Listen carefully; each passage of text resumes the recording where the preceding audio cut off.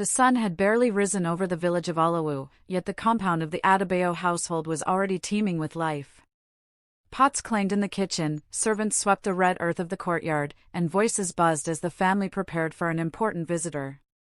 A billionaire was coming, Chief Douglas Ayo, an oil magnate, philanthropist, and friend of the family from his days in Lagos. Inside the grand sitting room, filled with European furniture and portraits of proud ancestors, young Adizwa stood awkwardly at the doorway. Barefoot, clad in a faded dress 2 sizes too big, she clutched a threadbare rag to her chest, watching her stepmother, Madame Ifeoma, bark orders at the maids like a general preparing for war. "Where is that girl again?" Madame Ifeoma barked. "Adizwa! Sweep that corner! Quickly before the chief arrives!" Adizwa sprang into action, her thin arms moving swiftly across the tiles. She had lived in this house since she was 4, ever since her mother passed away and her father, Mr. Bamidele Adebayo, brought her here to live with his new wife. But over the years, she had slowly faded into the background of her own life, a servant in the house of her own blood. Though she was only 13 now, she had stopped expecting affection. What she craved was simple acknowledgement, a plate at the table, a birthday remembered, her name spoken with kindness. But in this house, she was just that girl. As the morning wore on, the preparations grew more frenzied. Fresh goat stew simmered in the pot, new curtains were drawn across the windows, and the long mahogany dining table was polished until it shone like a mirror. 12 places were set. None for Adizwa. She noticed. She always noticed. At noon, a sleek black Prado SUV rumbled into the driveway, drawing curious neighbors to their windows. A uniformed driver stepped out, opening the door with ceremony. Out stepped Chief Douglas Ayo, a tall, distinguished man in a cream agbada and dark sunglasses, his presence filling the compound like a royal. Mr. Adebayo rushed to welcome him with a practiced smile. "Chief, you honor us." "Bamidele, my old friend." Chief Ayo replied warmly. "It's been too long." They exchanged embraces as the household fluttered around them like moths to a flame. Adizwa stood at the back, half hidden behind the plantain trees. She had seen rich men before. But there was something different about this one. His voice, calm and deep, made the hairs on her arms rise. Something familiar. Lunch was announced. The family paraded into the dining room, each dressed in fine lace. Madame Ifeoma wore her finest coral beads. Her children, Titi, Deji, and Runk, sat at the front, hands folded like saints. Adizwa lingered near the doorway, heart thudding. She wasn't allowed to eat until the family and guests were done. It was the unspoken rule. She stood silently as dishes were passed around, jollof rice, pepper soup, grilled tilapia. The smell twisted her stomach in knots. Chief Ayo noticed her standing there, barefoot, thin, with large, searching eyes. But he said nothing, yet. Midway through the meal, a laugh erupted from the table. "That girl again," Madame Ifeoma said, glancing at Adizwa with disdain. "Always sneaking around. She knows better than to stand there like a ghost." "She can wait," Mr. Adebayo added, not even looking in her direction. "She's used to eating in the kitchen." Then came the words that cut deeper than knives. "She's not family," Titi said, smirking. "She doesn't belong at the table." Adizwa turned to leave quietly, used to swallowing shame like bitter medicine. But then Chief Ayo's voice rang out, calm and commanding. "Wait." Everyone froze. The chief rose from his chair slowly, folding his napkin and placing it gently on the table. "Who is this girl?" he asked, looking straight at Mr. Adebayo. Mr. Adebayo fumbled. "Oh, she's just the house help." "House help?" Chief Ayo's brow furrowed as he walked toward her. "She looks about 13. What's her name?" "Adizwa," she whispered, eyes to the floor. The chief reached out, gently lifting her chin. Their eyes met. A flicker of something passed through his face. Pain? Recognition? He turned to the table. "Why is she not eating with you?" Ah, Chief, you know how these things are, Madame Ifioma began, laughing nervously. She's not really. She's my daughter, Chief Ao said, voice low and heavy with finality. Silence fell like a dropped plate. Mr. Adebayo paled. You're what? I said she's my daughter. Madame Ifioma choked on her wine. The children stared. Adizwa blinked, confused. Chief Ao stepped back and faced them all.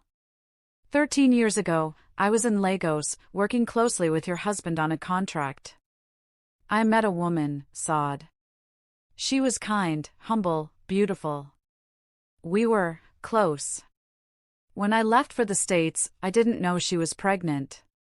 She never told me. He looked at Mr. Adebayo. You married her. She passed away shortly after giving birth, didn't she? Mr. Adebayo nodded slowly, guilt tightening his throat. She named her Adizwa, the chief continued. Sada's younger sister once wrote to me, but by the time I returned, I was told the child had been taken in by her stepfather. I never knew she was yours, Mr. Adebayo mumbled. She grew up here. Like a maid, Chief Ao snapped. Denied a seat at her own family's table. A long silence followed. Then Chief Ao turned to Adizwa. From this day on, you are coming home with me. Tears welled up in her eyes. But I don't even know you. You will, he said softly. But one thing is certain, you are not invisible anymore. The room was still. Madame Ifioma finally found her voice. Chief, surely we can discuss. No discussion, he interrupted. You all had a chance. You looked at this child every day and chose to see nothing. But I see her. I see my daughter. He took her hand. Come, Adizwa. You've spent enough time eating crumbs. It's time you sat at the head of the table. As they stepped outside into the sunlight, a warm breeze swept through the compound, carrying with it the quiet justice of truth finally spoken. But as they reached the gate, Adizwa turned for one last look. And in that glance, a storm of questions began to stir. Who was her real father, truly? What was the truth about her mother's death? Why had no one ever told her? She had left the house, but her past was not done with her yet. The ride to Lagos felt like a dream to Adizwa. Chief Douglas Ao's car was quiet, luxurious, and smelled of imported leather. But inside her heart, chaos brewed. She stared out the window as villages passed, wondering if she was being rescued or pulled into a different kind of prison. Chief Ao hadn't said much since they left Alawu. His face was unreadable, lips pressed in a firm line. The moment he called her daughter still rang in her ears. But could it really be true? By nightfall, they arrived at his estate. A massive black gate opened slowly, revealing a compound that looked like a five-star hotel, fountains, flowers, marble floors. Adizwa stepped out of the SUV, clutching her old dress, her sandals worn to threads. She suddenly felt so small. A young woman in a suit approached and greeted her warmly. Welcome, Miss Adizwa. I'm Ifeananya. You'll be staying in the guest wing. Let me show you your room. Miss? Adizwa blinked. Her room was larger than the entire sitting room back home. Soft lights, clean sheets, a closet full of clothes. Your father kept that photo for years, Ifeananya said gently. She meant a lot to him. Adizwa nodded, swallowing a knot in her throat. Everything felt too much, too fast. Later that night, Chief Ao finally came to speak with her. He sat in a chair across from her bed, his eyes soft for the first time. I don't expect you to trust me yet, he said. But I'll answer whatever questions you have. Adizwa hesitated, then asked, Why didn't you come for me? I didn't know you existed, he replied, voice heavy with regret. Your mother never told me. When I finally learned, it was too late. I sent people to find you, but I was told you were being taken care of. Clearly, that was a lie. She looked at him, eyes narrowed. Why say I'm your daughter in front of everyone if you weren't sure? He reached into his wallet and pulled out an old photograph, Saad, pregnant, standing beside him at a fundraiser. She told someone before she died. That someone found me recently. I did a paternity test without you knowing. Adizwa's heart stopped. What? The day I came to your house, I already knew. Silence stretched between them. Then he added, You have my blood, Adizwa. And from now on, you'll have my protection. The next few weeks were like a new world. Tutors came to teach her. A driver took her to the best schools. For the first time in her life, she wasn't scrubbing floors, she was reading novels, learning piano, and eating 3 full meals a day. But something wasn't right. Some nights, she'd wake up to hushed arguments outside her door. She once overheard Ifyunanya on the phone whispering, She's asking too many questions. We need to be careful. Even Chief Ao began to act distant. One evening, she caught him staring at her mother's photo for a long time, tears in his eyes, whispering, Forgive me, Saad, for what I did. What did he do? Then came the letter. Slipped under her door in the middle of the night, it was written in shaky handwriting. Adizwa, your mother did not die of sickness. She was silenced. You need to find the red box hidden in the prayer room. Before they destroy it. A friend. Adizwa's hands trembled as she read it over and over. Her mother, silenced? That night, she snuck into the prayer room, the quietest part of the mansion. She searched under carpets, behind the altar, until she found it, a small, rusted red box hidden behind the curtains. Inside were old documents, photographs, and a diary belonging to her mother. One line stood out immediately. Douglas begged me to keep the child's secret. Said it would ruin him. I think he's hiding more than I know. If anything happens to me, I pray my daughter learns the truth. Adizwa's breath caught in her throat. The truth was deeper and darker than she'd imagined. Adizwa couldn't sleep that night. The red box sat open on her lap, its contents threatening to shatter the new life she'd barely begun to understand. Her mother's diary pages were stained with time, but her words burned bright with warning. Douglas begged me to keep the child's secret. Said it would ruin him. I think he's hiding more than I know. Her chest tightened with disbelief.